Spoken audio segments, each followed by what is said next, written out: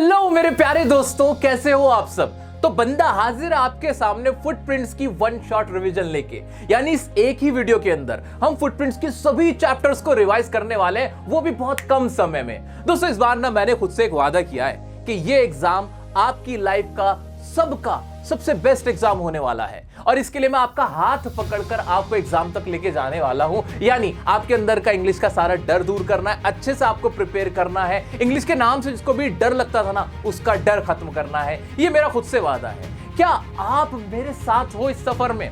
क्या कहा?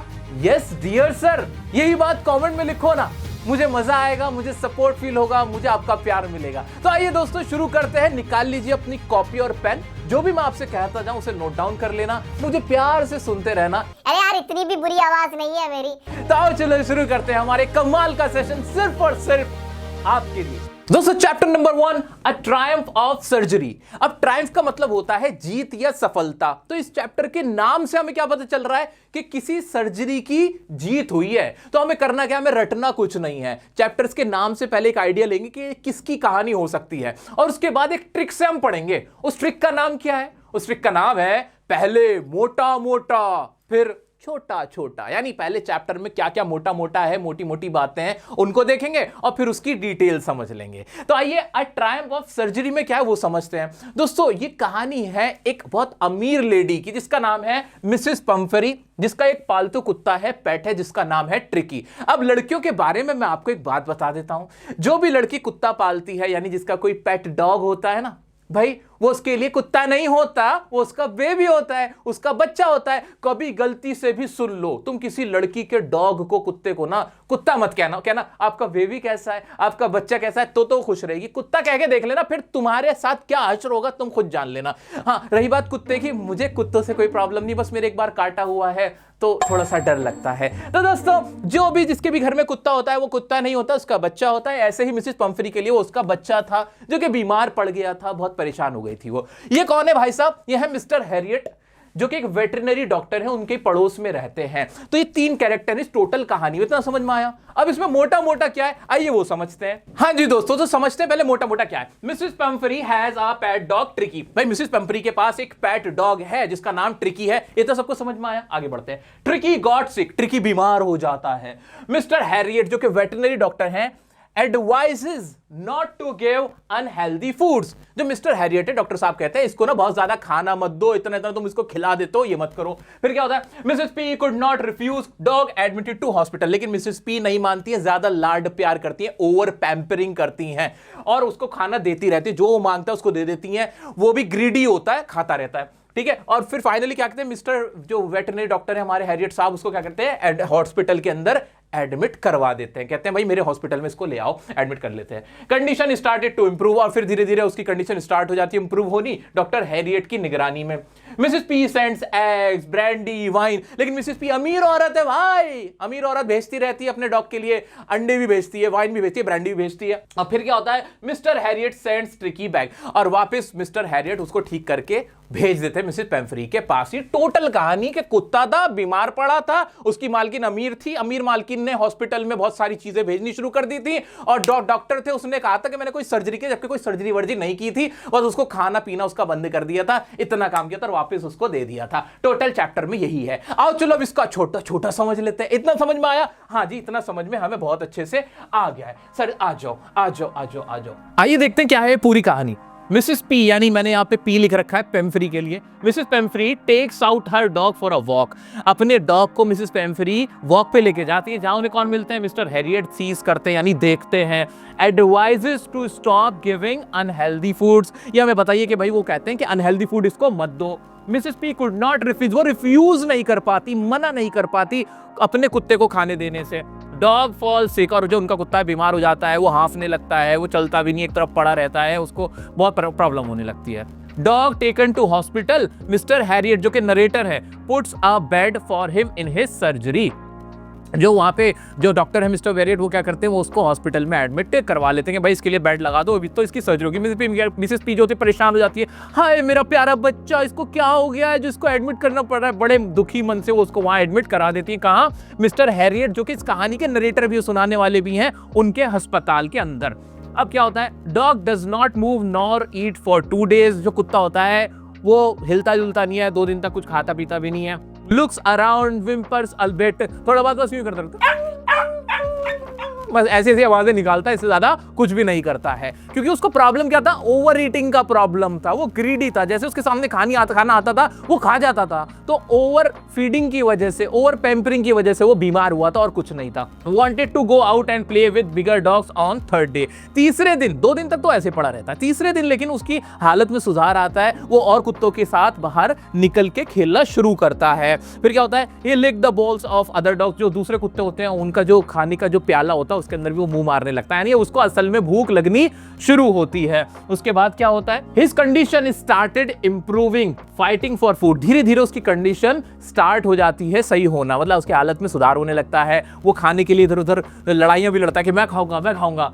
The news reach to Mrs Pumphrey, sends eggs, bottles of wine. लेकिन Mrs Pumphrey तब भी नहीं मानते। जैसे ही फोन पे पता चलता है, मिस्टर हैरिट बताते हैं कि उसकी हालत में सुधार है, अब वो ठीक है, उसकी हालत खतरे से बाहर है, तो मिसेस पेम्फ्री फिर, वो तो अमीर औरत है, उन्हें लगता है, अमीरों को ना यार पता क्या लगता है, अमीरों को लगता है पैसे से ना सब कुछ खरीदा जा सकता है, बस पैसा हो सब कुछ कर दो। मतलब किसी को भूख भी नहीं लग रही, उसको डबल डबल खिला दोगे तो वो मोटा हो जाएगा, कुछ लोगों को ऐसा लगता है। जबकि पैसों से सब कुछ नहीं होता, जो चीजें जैसे होती है उस हिसाब से होनी चाहिए। अब क्या होता है, मिस पेम्फ्री ना अंडे भेजने लगती है, दोबारा से वाइन की बोतल भेजने लगती है। डॉक्टर हैरिट कहते हैं ये औरत, ये पागल औरत है।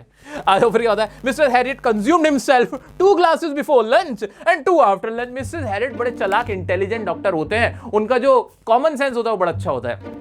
वो ना जो 2 ग्लास वाइन के लंच के बाद और लंच से पहले पीना शुरू कर देते हैं और मस्त अपना अंडे वंडे खाने लगते हैं। जो वो सामान बेचते हैं वो खुद कंज्यूम करने लगते हैं, क्योंकि कुत्ते को इतने खाने की कोई जरूरत थी ही नहीं। आगे बढ़ते हैं, Mrs P started sending brandy. Mr H thought he would like to keep Tricki as a permanent guest. और ब्रांडी भी भेजने लगती है, महंगी चीज होती है ब्रांडी, शराब वगैरह भेजने लगती है। और मिस्टर हैरिट सोचते हैं यार ये अमीर औरत सही मेरे को फंस गई है यहाँ पे ना, इसके चक्कर में, अपने कुत्ते के चक्कर में मुझे इतना कुछ भेज रही है, इतना कुछ खाने पीने को मिल रहा है मेरे को, इतने अंडे मुर्गे और क्या क्या ब्रांडी शरंडी सब कुछ मिल रही है कि मेरा तो फायदा हो रहा है, मैं तो इसको परमानेंट यहीं पर रख लेता हूं कुत्ते को, मेरा तो बड़ा फायदा हो जाएगा। वो ऐसे हंसी मजाक में एक ऐसे बात बोलते हैं। आगे बढ़ते हैं, Mr. H was happy having 2 extra eggs every morning, few glasses of wine in the afternoon, brandy at night। उनकी तो ऐश कट रही थी मिस्टर हैरियट की। अमीरों के साथ यही प्रॉब्लम है, कोई भी चालाक आके उनको ऐसे बेवकूफ बना देता है, उन्हें पता भी नहीं चलता। मिस्टर हैरियट कहते हैं कि भाई मुझे ब्रांडी मिल रही है रात में, वाइन मिल रही है दिन में 2 ग्लास, मेरे को अंडे एक्स्ट्रा मिल रहे हैं सुबह मॉर्निंग में, मेरी तो ऐश कट रही है। आ जाते फिर, he called Mrs Pumphrey, handed her Tricki back. और फिर कुछ दिनों बाद मिसेस जो ट्रिकी होता कुत्ता होता है वो ठीक हो जाता है, और फिर वो फोन करके कहते हैं कि भाई अपने ट्रिकी को ले जाओ। अब जैसे वो लेना आती है ना तो शॉफर गेट खोलता है, अमीर लोग हैं, शॉफर गेट खोलता है, आइए मैम। और फिर वो सोचती है मेरे ट्रिकी को गोद में लेके आना पड़ेगा, जबकि ट्रिकी, वो कहते हैं डॉक्टर साहब ए रुक जाओ, पेम्फ्री बाजी रुको, पेम्फ्री दीदी रुक जाओ। और वो लेके आएगा वो ट्रिकी, और वो भागता आता है, ट्रिकी खुद ही भागता आता है, गाड़ी के अंदर बैठ जाता है। वो कहती है oh Mr Herriot, oh my God Herriot, आप बहुत अच्छे हैं, आपकी जो सर्जरी थी वो कमाल की थी। और इस तरह से मिसेस पेम्फ्री को लगता है कि कोई सर्जरी हुई थी जिसकी वजह से कुत्ता सही हुआ था, जबकि कोई सर्जरी नहीं हुई थी। वो ओवर पैम्परिंग हुई थी, ओवर फीडिंग हुई थी ट्रिकी के साथ, दैट्स व्हाई वो बीमार पड़ गया था, ही फेल सिक। इतनी कहानी है, ये पूरी चैप्टर का मैंने आपको पूरा समझा दिया क्या क्या इसके अंदर है। अब आपको करना क्या है, अभी रुको, वीडियो को पॉज करो, अपनी नोटबुक में जो भी इससे रिलेटेड आपको वर्ड याद आ रहे हैं, क्या याद आ रहा है, ओवर पैम्परिंग, ट्रिकी एक पेट था, फेल सिक हो गया था, है ना, ये सब याद आ रहा है, अनहेल्दी फूड्स खाने की वजह से। ये जो वर्ड्स और फ्रेजेस आपको याद आ रहे हैं वो सारे अपने नोटबुक में लिखे। साथ ही साथ मैंने आपके लिए क्या किया हुआ है, आपके ना कुछ कीवर्ड्स मैंने अलग से भी आपको लिख के दे रखे हैं, लेकिन इसे बाद में देखना, पहले आप अपना लिखो। जितना आप अपना लिखोगे उतना आपको याद रहेगा। तो दोस्तों यहाँ चैप्टर नंबर 1 हमारा रिवाइज हो गया है, आते हैं चैप्टर नंबर 2 पे। मेरे प्यारे दोस्तों, आगे बढ़ने से पहले मैं आपको बता देना चाहता हूं कि मैंने आपके लिए 5 टाइम्स रिवीजन प्लान बनाया हुआ है, यानी मैं आपकी 5 बार रिवीजन करवाने वाला हूं एग्जाम से पहले। तो इसके बाद भी ना लाइव रिवीजन क्लासेस होंगी, जिसमें questions, competency based questions, answer कैसे लिखना है खुद आपके सामने यहाँ लिखूंगा, आपसे लिखवाऊंगा, ये सब कुछ भी होने वाला है। तो वो लाइव रिवीजन क्लासेस और जो अदर रिवीजन क्लासेस है वो मिस मत करना। इससे पहले आपके लिए फर्स्ट फ्लाइट की इसी तरह की 1 शॉट रिवीजन मैंने बना रखी है, वो देख लेना, 1 हफ्ते पहले ही आपके सामने वो आई थी। ठीक है, आइए आगे बढ़ते हैं भाई। ये नेक्स्ट चैप्टर है हमारा द थीफ स्टोरी। अब अंदाजा लगाओ इसमें किसकी कहानी होगी, थीफ की कहानी होगी, यानी चोर की कहानी। कोई चोर होगा, आओ देखते हैं कौन है वो चोर। तो सबसे पहले इसके मोटे मोटे पॉइंट देख लेते हैं कि story of a 15-year-old boy Hari. तो थीफ कौन है, एक 15 साल का लड़का है जिसका नाम हरी है, इतना याद हो गया। वो किससे मिलता है? ही मेट, मीट की सेकंड फॉर्म होती है मेट, किससे मिलता है? 25 ईयर ओल्ड राइटर अनिल, वो अनिल से मिलता है। अनिल कौन है? एक राइटर है जो कि कैसा है, अनिल कैसा है? अनिल ना बहुत केयरलेस है, रेकलेस है, ऑनेस्ट है, स्ट्रगलिंग है, स्ट्रगल कर रहा है, राइटर बना नहीं, राइटर बनना चाहता है, मतलब पूरी तरह से नहीं बन पाया है। एक रेसलिंग कुश्ती के मैदान में, कुश्ती के मैच में इन दोनों की मुलाकात होती है। हरी आस्क फॉर वर्क, हरी काम मांगता है, अनिल भाई मुझे काम दे दो, और मुस्कुरा के मांगता है ताकि लोगों का भरोसा जीता जा सके। मुस्काने झूठी हैं, मुस्काने झूठी हैं।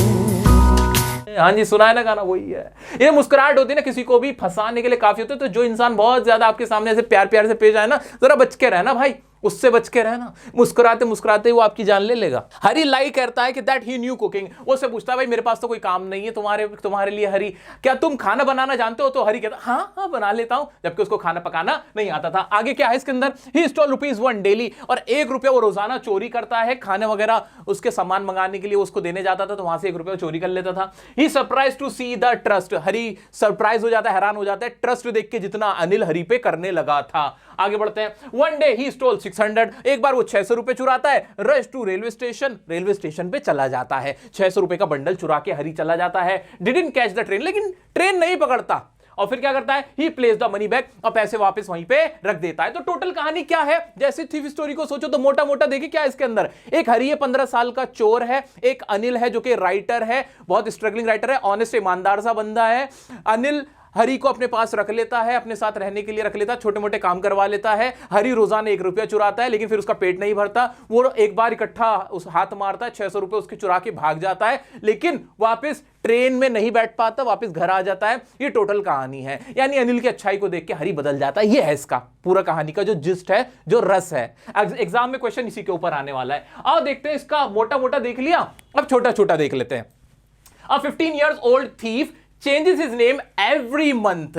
15 साल का एक लड़का है जो कि चोर है, जिसका नाम हरी है, जो कि ओरिजिनल नाम है कि नहीं ये भी नहीं पता, जो कि अपना नाम हर महीने बदल लेता है। क्यों बदल लेता है? He stays away so that he can stay away from police and old employers, ताकि वो पुलिस से और जो उसके पुराने मालिक हैं उनसे बच सके, इसलिए वो अपना नाम बदलता रहता है। बहरूपिया है, अपना नाम चेंज करता रहता है। आगे बढ़ते हैं। अनिल कौन है? Anil is a 25 year old writer है, जो कि स्ट्रगलिंग है, केयरलेस है और बहुत ऑनेस्ट है। अनिल एक अच्छा आदमी, अनिल हीरो है, ठीक है। आ जाते हैं। Both watching a wrestling match met Hari Singh, दोनों ना एक कुश्ती का मैच देख रहे होते हैं, हमें बताइए, एक रेसलिंग मैच में मिलते हैं। वहां पे हरी उससे कहता है, हरी आस्क फॉर वर्क, काम मांगता है, जिसपे अनिल उससे कहता है वोंट बी एबल टू पे, भाई मैं तुम्हें पे नहीं कर पाऊंगा, मेरे पास तो खुद पैसे नहीं है, मैं तो खुद स्ट्रगलिंग में हूं।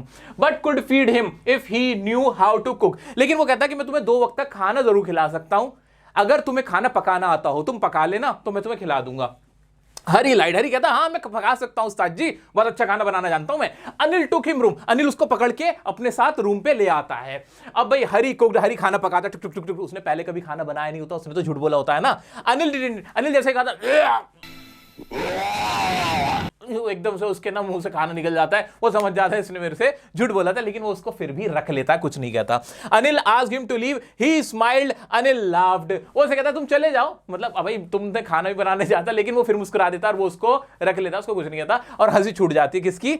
अनिल की हंसी छूट जाती है, हंस के कहता है अच्छा चल तू रह ले, मतलब इस तरह से पूरी कहानी बनती है। इतना सबको समझ में आया? इतना समझ में आया? आगे देखते हैं आगे क्या है इसके अंदर। Anil promise to teach cooking read and write, Anil उससे कहता है हरी से, देखो तुम्हें तो कुछ आता है नहीं, मैं कैसे रख सकता हूं, लेकिन तुम्हें ना मैं खाना पकाना सिखा सकता हूं, मैं तुम्हें ना बता दूंगा कैसे कुकिंग की जाती है, पढ़ना लिखना ये सब मैं तुम्हें सिखा दूंगा। उससे वो वादा करता है, हरी से वादा कर देता है अनिल। हरी लाइक्ड वर्किंग फॉर अनिल, हरी को मजा आने लगता है उसके साथ काम करना, उससे चीजें सीखना। Make tea in morning, buy groceries, steals ₹1 daily, Anil knew. अब हरी क्या करता है, उससे चीजें सीख रहा होता है, खाना पकाना भी सीख लेता है, ग्रोसरी का सामान लेने बाहर जाता है तो ₹1 रोजाना चोरी करता है। ये बात अनिल को पता भी होती है, लेकिन वो इग्नोर कर देता है। याद रखना, तुम अगर किसी को धोखा दे रहे हो, ये मत सोचना कि उसे पता नहीं चलता, पता होता है, बस वो नजरअंदाज कर देता है। आगे बढ़ते हैं। Anil earns by irregular work, sometimes borrow or lend, go out with friends and celebrate. Anil जो होता है स्ट्रगलिंग राइटर होता है, वो भी ना कभी कभी उसको कमाई हो जाती है, कभी नहीं होती, कभी दोस्तों से उधार लेता है, इससे उधार ले लेता है, उससे उधार ले लेता है, और जितने पैसे वो कमाता है ना अपने दोस्तों के साथ जाके उड़ा देता है, सेलिब्रेट कर देता है। One day Anil got bundle of notes, Anil की इस बात से ना कभी हरी खुश नहीं होता कि ये अपने दोस्तों में जाके उड़ा देता है, वो कहता है ये कोई तरीका है, ये तो बेवकूफ आदमी है, इसको ऐसा नहीं करना चाहिए। एक दिन अनिल ना एक बंडल लाता है नोट का, मतलब बहुत सारे नोट्स लाता है। Selling book to a publisher, जहां उसने अपनी एक बुक को सेल किया होता है पब्लिशर को, उससे उसको पैसे मिलते हैं। Put under the mattress of bed, जो कि बेड के नीचे रख देता है वो बंडल। ठीक है, दोबारा से एक बार रिवाइंड करो, सोचो, अपने माइंड पे जोर लगाओ, क्या क्या पढ़ा हमने। हरी है, अनिल है, अनिल है, दोनों रेसलिंग मैच में मीटिंग होती है, met at a wrestling match. याद करो। हरी आस्क फॉर वर्क, काम मांगता है। अनिल कह देता है कि I don't have anything to pay, मेरे पास पे करने के लिए कुछ नहीं है। हरी स्माइल करता है, वो कहता है कि मैं तुम्हें सिर्फ फीड कर सकता हूं if you know how to cook, अगर तुम्हें कुकिंग पता होती है। नेक्स्ट डे हरी खाना पकाता है, अनिल डिड नॉट ईट। क्या तुम भी सोच पा रहे हो? बताओ आगे क्या। इंग्लिश में सोचो, इंग्लिश में, क्योंकि एग्जाम में हिंदी में नहीं लिखना है, एग्जाम में इंग्लिश में लिखना है। तो ऐसी लाइन छोटी छोटी बनाओ। Come on everyone, come on, चलो बनाओ, लिखो। हाँ, फिर क्या होता है, और उसके बाद क्या होता है, अनिल उसको कह देता है गो के यू शुड लीव नाउ, आप जा सकते हो। लेकिन उस पे हरी क्या कहता है, हरी स्माइल करता है और अनिल लाफ करने लगता है। रोजाना ग्रोसरी से 1 रुपया चुराता है। क्या ये सारी चीजें आ रही है माइंड में? आ जाओ। फिर अब क्या होता है, उसने बंडल ऑफ नोट्स बेड के नीचे रख दिए थे, गद्दे के नीचे रख दिए थे अनिल ने। हरी को पता चल जाता है, not stolen anything except rupees. Hari सोचता है मैंने इसके पास से कभी कुछ चोरी नहीं किया, 1 रुपए चुराता हूं, उससे क्या होता है। Hari was surprise with the amount of trust, had the key of room. Hari surprise था, ये इंपॉर्टेंट क्वेश्चन है, बहुत इंपॉर्टेंट पार्ट है इस स्टोरी का। हरी ना बहुत सरप्राइज होता है कि इतना ट्रस्ट अनिल ने मेरे पे दिखाया, इतना किसी ने आज तक नहीं दिखाया। उसके पास रूम की चाबी होती थी। Never seen such a trusting person in life. अपनी जिंदगी में हरी ने इतना विश्वास करने वाला व्यक्ति नहीं देखा था। इतना क्लियर हुआ। अब हरी क्या करता है, हरी कन्विंस हिमसेल्फ, अपने आप को कन्विंस करता है। इंपॉर्टेंट है ये एग्जाम के लिए बहुत इंपॉर्टेंट है, सुनो। हरी अपने आप को कन्विंस करता है for stealing Anil would waste on friends not paid for a month. Hari कहता है कि भाई एक तो अनिल ना, ये पैसे ना अनिल के पास नहीं होने चाहिए, अनिल ना जाके अपने दोस्तों में उड़ा देगा, इससे अच्छा मैं अपने ऊपर उड़ा दूं, मैं इसको चोरी कर लूं। दूसरा, इस आदमी ने मुझे महीने में कभी कोई पेमेंट नहीं दिया आज तक, तो भाई मैं इसके क्यों ना चोरी कर लूं ये पैसे। वो अपने आप को ना रीजन दे रहा होता है। याद रखना, कभी भी हम ना कोई भी गलत काम कर रहे होते हैं ना, तो हम ना खुद को बैक करते हैं, खुद को एक वजह देते हैं वो गलत काम करने की। नहीं, इसमें गलत क्या है, मेरे साथ भी तो गलत हुआ है, ऐसे करके, जो कि गलत तरीका होता है, नहीं करना चाहिए। आ जाओ आगे बढ़ते हैं। Hari woke up, crawl to Anil's bed. Hari उठता है और ऐसे चुपचाप जाता है बेड की तरफ जाता है। स्टील पैसे निकालता है बंडल के और भागता हुआ चला जाता है कहां, ट्रेन, रेलवे स्टेशन चला जाता है ट्रेन पकड़ने। Deliberately did not catch the train. लेकिन ट्रेन आती है, छोड़ देती है और वो उस पर चढ़ता ही नहीं, वो जाता ही नहीं। He had counted the money, बारिश हो जाती है, नोट भी भीग जाते हैं। He had counted the money, उसने पैसे गिन रखे थे, 600 रुपए थे, 50 रुपीज नोट्स, जो कि 50 रुपए के टोटल नोट थे। टोटल कितने थे वैसे, अमाउंट कितनी थी, 600 रुपए की अमाउंट थी। यानी 6 नोट हो गए, कितने हो गए, 12 नोट हो गए ना, 12 पंजे 60। हाँ, मेरा गणित खराब सा है थोड़ा, देख ले, ठीक है। फिर क्या होता है, he could live a lavishing life for 2-3 weeks। 600 रुपए के अंदर उस जमाने में वो 2-3 हफ्ते के लिए बहुत जबरदस्त जिंदगी जी सकता था इतने पैसों में, लेकिन वो भागता नहीं है। He is alone at railway station, वो अकेला बैठा हुआ है रेलवे स्टेशन पे। लूटेड अनिल को लूट के, उसके पैसे चोरी करके। Rain started, notes got wet, बारिश हो चुकी थी, नोट भी गीले हो चुके थे। Realise reading and write would give him a respectable job. अचानक उसको एहसास होता है कि यार 2-3 हफ्ते के लिए मैं ऐश करूंगा और उसके बाद क्या, जिस तरह से अनिल मुझे लिखना पढ़ना सिखा रहा है, उससे तो मेरी जिंदगी संवर सकती है, जिंदगी भर मैं उससे एक इज्जत की जिंदगी जी सकता हूं। ये ख्याल किसके दिमाग में आ रहा है, हरी के, I could live a lavishing life but reading and writing, बोलो आप भी मेरे साथ साथ बोलो, reading and writing can give me a respectable life. Respectable यानी जिसके अंदर इज्जत हो। He reach the room, placed money back, वो दोबारा जाता है और पैसे वहीं पर वापस रख देता है। अगली मॉर्निंग क्या होता है, नेक्स्ट मॉर्निंग ही वोक अप लेट। हरी की तो रात में सोया कहां था, वो तो लेट उसकी आंख खुलती है। Anil had made tea, Anil चाय बना चुका होता है। He found ₹50 note beside him, और हरी देखता है कि उसके पास ना 50 रुपए का नोट रखा हुआ था। अनिल टोल्ड ही वुड पे ₹50 रेगुलरली। अनिल उसको सुबह उठ के कहता है अब मैं तुम्हें 50 रुपए रोजाना दूंगा, रेगुलरली दूंगा, रोजाना नहीं, मतलब रेगुलरली दूंगा, हर महीने 15-20 दिन में जो भी होगा। ही रियलाइज नोट वाज वेट, वो रियलाइज करता है, एहसास करता है कि पैसे ना गीले थे। Means Anil had known about his misdeed, misdeed मतलब बुरा काम। इससे पता चलता है कि अनिल को समझ में आ चुका था कि हरी ने चोरी की थी, क्योंकि नोट गीला था, वो समझ गया था कि ये बाहर गया नोट बारिश में और ये चोरी करके फिर वापस लाया। नो सैडनेस, नो एंगर और गिल्ट। लेकिन अनिल के पास ना कोई सैडनेस थी, ना एंगर था, यानी ना कोई गुस्सा था, ना कोई उदासी थी, ना कोई गिल्ट था। अनिल ने कुछ ऐसा शो नहीं किया। ही smiled in a beautiful way, और वो बहुत मुस्कुराया बड़े अच्छे तरीके से। हरी सिंह को पता चल गया था कि जब अनिल को पता चलेगा कि उसके पैसे चोरी हुए हैं, तो उसको इस बात का दुख नहीं होगा कि उसके पैसे चोरी हुए हैं। इनफैक्ट उसको इस बात का बुरा लगेगा कि उसका ट्रस्ट ब्रेक हुआ है। ये बात हरी समझ चुका था। हरी का कहना पता है और क्या था, हरी कहता था कि भाई कोई भी अगर किसी के साथ चोरी होती है ना, तो अगर कोई अमीर आदमी होता है वो गुस्सा दिखाता है, वो एंगर शो करता है चोरी होने के बाद, वो रियलाइज होता है कि चोरी हो गई है। जो बहुत ही गरीब आदमी होता है, पुअर आदमी होता है, वो एक्सेप्ट कर लेता है, एक्सेप्टेंस दिखाता है। और जो ग्रीडी आदमी होता है वो डर जाता है, उसको फियर होता है। ये किसका मानना था? हरि सिंह का मानना था। इसके ऊपर ही क्वेश्चन आते हैं। तो दोस्तों क्वेश्चन तुम्हारा डिटेल कहानी में से नहीं आएगा, बल्कि ओवरऑल कैरेक्टर में से आएगा कि बताओ अनिल कैसा इंसान था, बताओ अनिल ने हरि के साथ क्या सही किया, हरि कैसे बदल गया। तब आपको पूरी कहानी डिटेल में समझानी होगी। कैसे आंसर लिखना है वो लाइव रिवीजन क्लास में हम लोग कर लेंगे डिस्कस। अभी एक बात बताओ, आपको चैप्टर की अंडरस्टैंडिंग हो गई? कुछ भी जितना भी आपने इस चैप्टर में भी पढ़ा है, हमने अच्छे से समझा है इसको। जो भी वर्ड्स फ्रेजेस याद आ रहे हैं ना, लिखते चले जाओ अपनी नोटबुक में। अभी लिखो, सोच सोच के लिखो, देखो याद हो जाएगा, फिर तुम्हें सोचने की जरूरत नहीं पड़ेगी। लिख डालो थीफ स्टोरी से रिलेटेड जितना भी हमने अभी पढ़ा है। Chapter number 3, the midnight visitor. अब इस चैप्टर के नाम से क्या पता चल रहा है? मिडनाइट मतलब आधी रात। आधी रात में जो विजिट करने वाला है, कौन आधी रात में विजिट कर रहा था? आइए देखते हैं। पहले मोटा मोटा देख लेते हैं। मोटा से याद आया, हो मोटा, इसके अंदर जो ऑसेबल है वो मोटा ही है। कैरेक्टर का नाम है ऑसेबल, जो इसका इंपॉर्टेंट कैरेक्टर है। कौन है Ausable? Ausable is a secret agent. Ausable कैसा है? एक सीक्रेट एजेंट है, जासूस है। और क्या होता है इसके अंदर? मीटिंग फॉलर, एक फॉलर नाम का व्यक्ति होता है। वो कौन है? A reporter takes him in a room.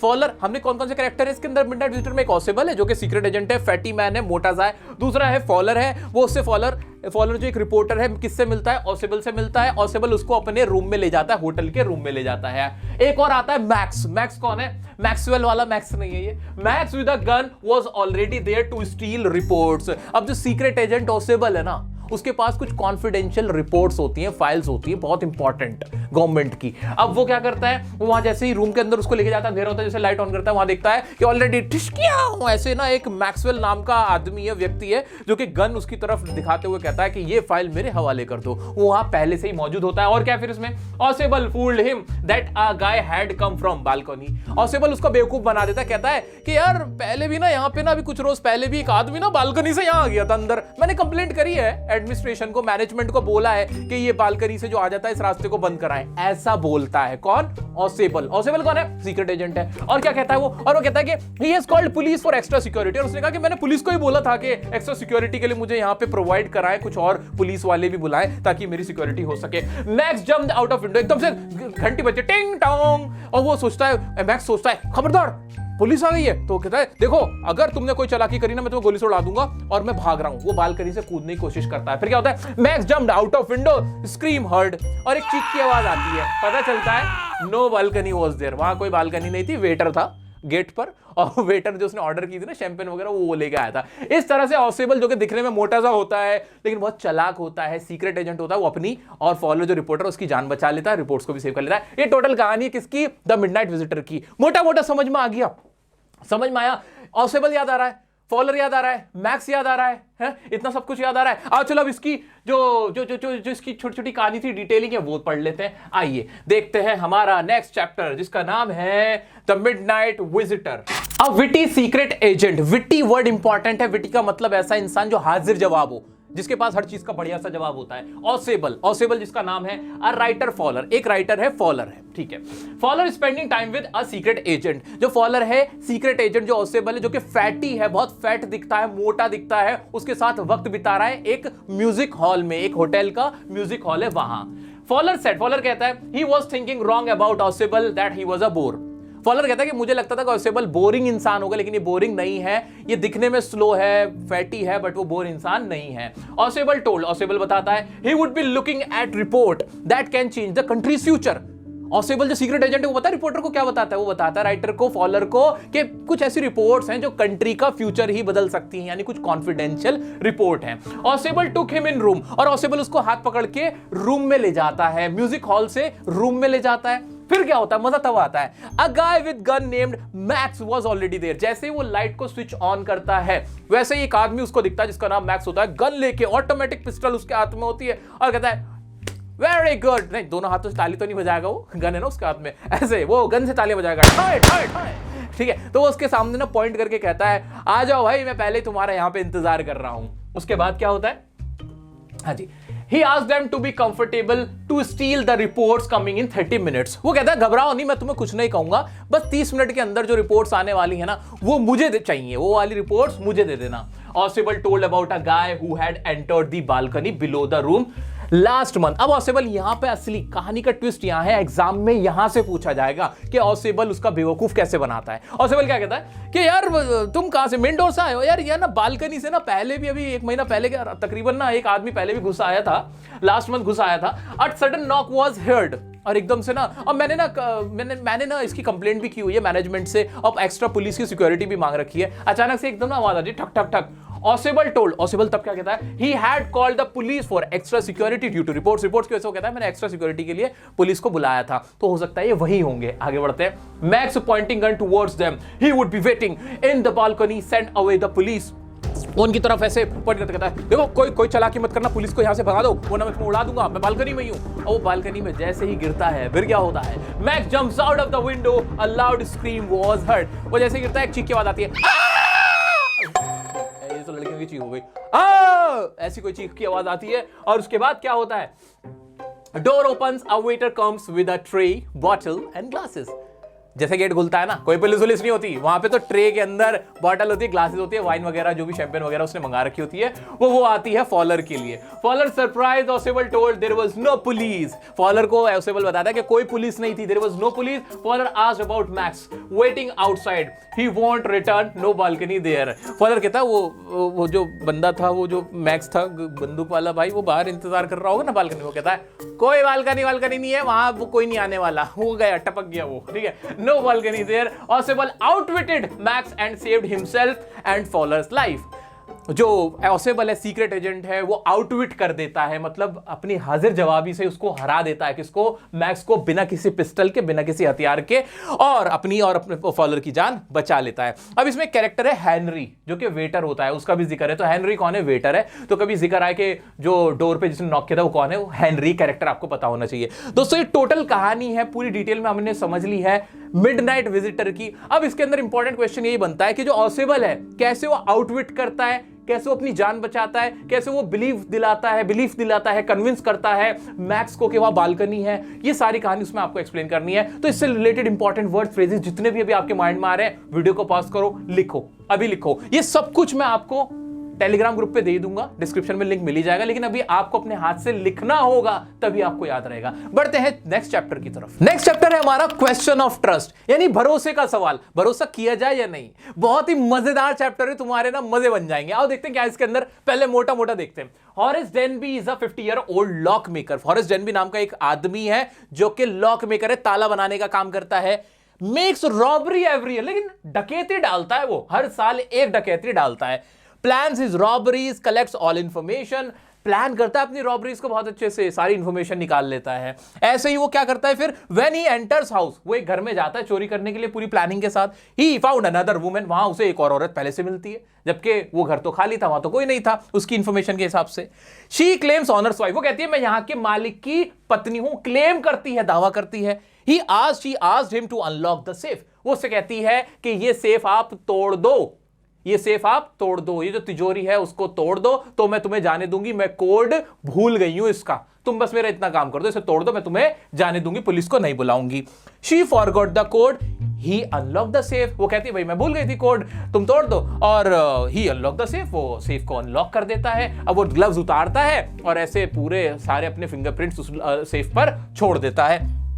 Police arrested him, 2 दिन तक कुछ नहीं होता, तीसरे दिन पुलिस हॉरेस डेनबी को अरेस्ट कर लेती है। वो कभी भी ना जेल नहीं जाना चाहता था, पर जाना पड़ गया उसको। लेटर रियलाइज, कहानी में मजा यहां से आता है, बाद में उसे पता चलता है the lady was a thief herself, वो जो औरत थी ना वो खुद ही एक चोर थी। इसीलिए इस चैप्टर का नाम दिया गया क्वेश्चन ऑफ ट्रस्ट, कि भाई भरोसे लायक अब दुनिया नहीं बची। एक चोर मोसेरे भाई, खलेरे भाई, फुपेरे भाई नहीं होते भाई। चोरों में भी आपस में एक दूसरे के लिए कोई इज्जत नहीं बची, कोई भरोसा नहीं करना चाहिए। तो ये सारी बातें जेल में सोच रहा होता है जो हॉरेस डेनबी है वो। आओ मोटा मोटा समझ ले क्या कहानी थी, आओ अब इसको छोटा छोटा करके समझा देता हूं, वो भी बड़े मजेदार तरीके से। आइए दोस्तों देखते हैं। अब 50-year-old man Horace Denby makes locks, एक 50 साल का आदमी है जो ताले बनाता है। लिव्स विद हिज हाउसकीपर, अपने हाउसकीपर के साथ रहता है। He lives with housekeeper. आगे बढ़ते हैं। He is a good citizen but not honest, वो एक अच्छा सिटीजन तो है बट ऑनेस्ट नहीं है।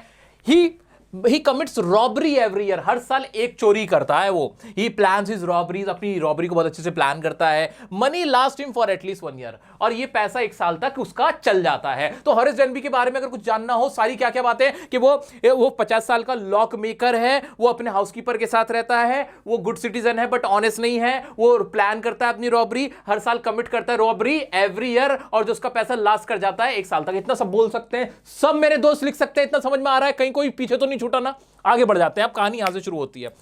He is fond of collecting rare and expensive books। एक और ये बात है कि उसको शौक होता है, fond of मतलब शौक होना, किस चीज का शौक है? rare and expensive books का मतलब किताबों का शौकीन है वो। आगे बढ़ जाते हैं। He plans robbery of Grange named Shotover Grange। अब ये Grange वर्ड क्या है? Grange का मतलब समझ लो एक बड़ा घर, एक बड़े घर को ग्रेंज बोलते हैं यूरोप के अंदर, ऐसे मान लो, ठीक है? तो भाई वो किस में प्लान करता है? एक घर के अंदर चोरी करने का प्लान करता है जिसका नाम होता है शॉटओवर ग्रेंज। आ जाओ।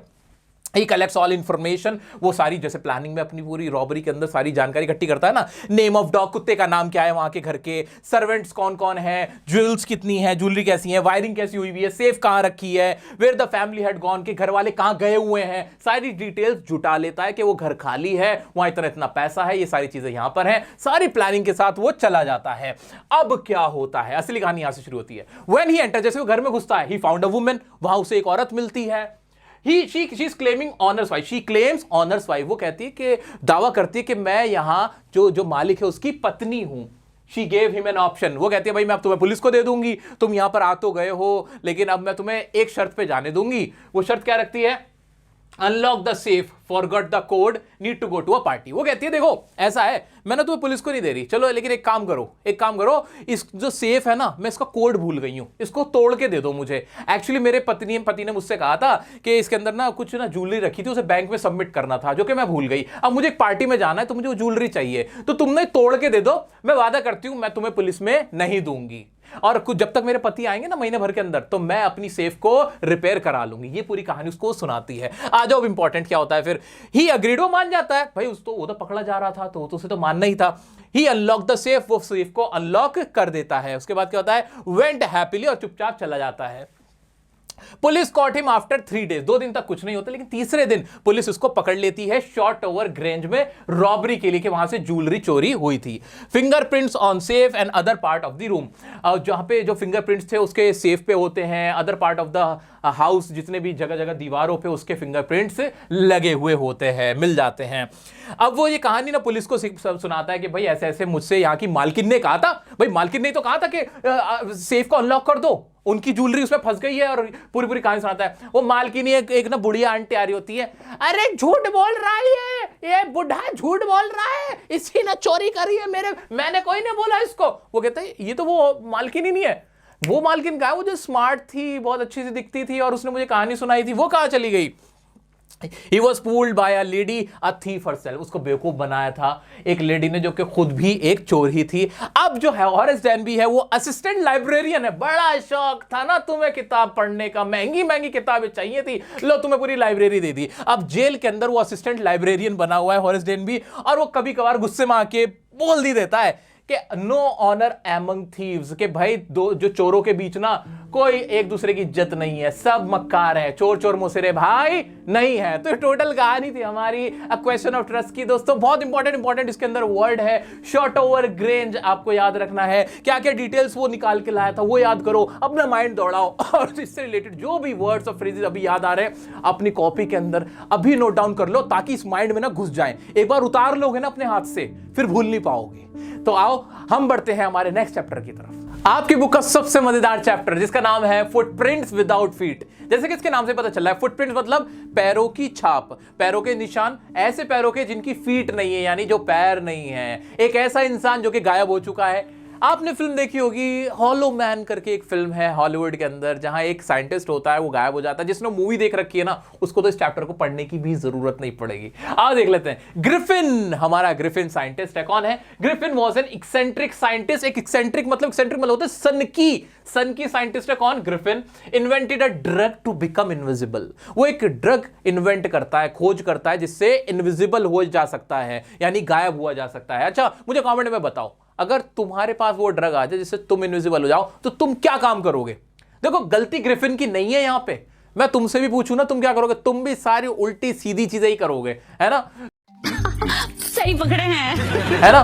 तो वही ग्रिफिन करता है। आओ देखते हैं फिर क्या होता है। He enters a mall, mall में घुस जाता है, ग्रोसरी शॉप में घुस जाता है, वहां खाता है पीता है उल्टी सीधी। तुम्हारे भी दिमाग में ये आया था ना? सच बोलना सच बोलना सच बोलना। हाँ जैसे ही पता है मैं जब छोटा था ना, बचपन में सभी छोटे होते हैं, कैसी बातें कर रहे हो काशिफ, आ जाओ। जब मैं छोटा था ना तो पता है मैं क्या करता था, मैं सोचता था कन्फेक्शनरी की दुकान होती थी, वो केक वगैरह रखे होते थे, मैं सोचता था यार रात को ना मैं यहाँ रुका रह जाऊँ ना, सारी पेस्ट्री खाऊंगा, ऐसा मन में ख्याल होता था। तो भाई जो तुम सोच पा रहे हो ना कि भाई अगर मुझे ऐसी पावर मिल जाए तो मैं क्या करूंगा, वही सारे काम ग्रिफिन भी करता है। मॉल में घुस गया, ग्रोसरी स्टोर में घुस गया, खाया पिया उल्टा सीधा वहीं पड़ के सो गया। उसके बाद क्या कर रहा है, he was caught by 2 assistant, और सुबह जब उठता है ना तो वहां पे जो 2 असिस्टेंट तो उसको पकड़ लेते हैं, फिर वहां से भाग जाता है। He steal clothes from a theatre company, फिर जाता कहता है यार ऐसे तो गायब होकर मामला बन नहीं पा रहा है, तो ना थिएटर कंपनी में जाता है, वहां से कुछ सामान चुराता है, एक हैट ले लेता है, एक ग्लास ले लेता है, एक नकली नोज ले लेता है, ताकि वो उसकी ना कुछ पहचान बन जाए। लोग ना ऐसे गायब आदमी रहेगा तो उसको तो दिक्कत हो जाएगी ना बहुत, तो वो कुछ नकली सामान बनाने के लिए, अपना नकली फेस बनाने के लिए सामान ले लेता है, और थिएटर कंपनी में वहां शॉपकीपर को फिर मारता है, स्टील्स मनी, पैसे चुराता है और भाग जाता है। ठीक है, इंसानी फितरत होती है, उसके अंदर नेगेटिविटी जल्दी हावी होती है उसके ऊपर। हर किसी के अंदर ना नेगेटिविटी है, क्राइम करने के लिए आदमी पहले भाग रहा होता है। ये ना एक ह्यूमन नेचर है कि बुरे काम जल्दी करने का दिल चाहता है कि किसी को मार दो तोड़ दो। अगर कानून ना हो ना, सोच के देखो, अगर पाप ना हो और कानून ना हो, ना कर्मा हो, सोचो ना एक बार, सोच के देखो कि अगर भगवान का डर ना हो और कानून का डर ना हो, लोग क्या क्या कर बैठेंगे, सोच के देखो।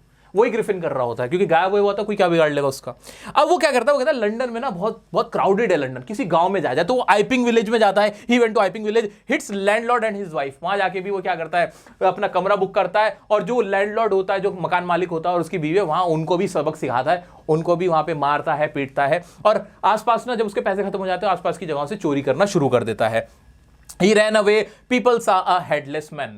और जब लोग उसको पकड़ने की कोशिश करते हैं तो वो अपना सर का जो भी सामान, नकली नोज और वो जो हेट वगैरह लगा रखे होते हैं, चश्मा लगा रखा होता है, वो सब फेंक देता है, बैंडेजेस वगैरह उतार देता है, और लोग देखते हैं एक सरकटा जा रहा होता है। सरकटे को भागते हुए देखते हैं, जाते जाते कांस्टेबल होता है मिस्टर जाफर, उनको भी ठाए एक लात मार के चला जाता है। भाई मैं कोई ग्रिफिन के बारे में मैं बता देता हूं कि मैं कोई ग्रिफिन का दुश्मन नहीं हूं, लेकिन ग्रिफिन ने जितना काम किया था ना, बहुत गलत किया था। वो ब्रिलियंट साइंटिस्ट था, लेकिन उसने अपनी साइंस की इन्वेंशन का इस्तेमाल लोगों की बुराई के लिए किया था, उनको नुकसान पहुंचाने के लिए किया था।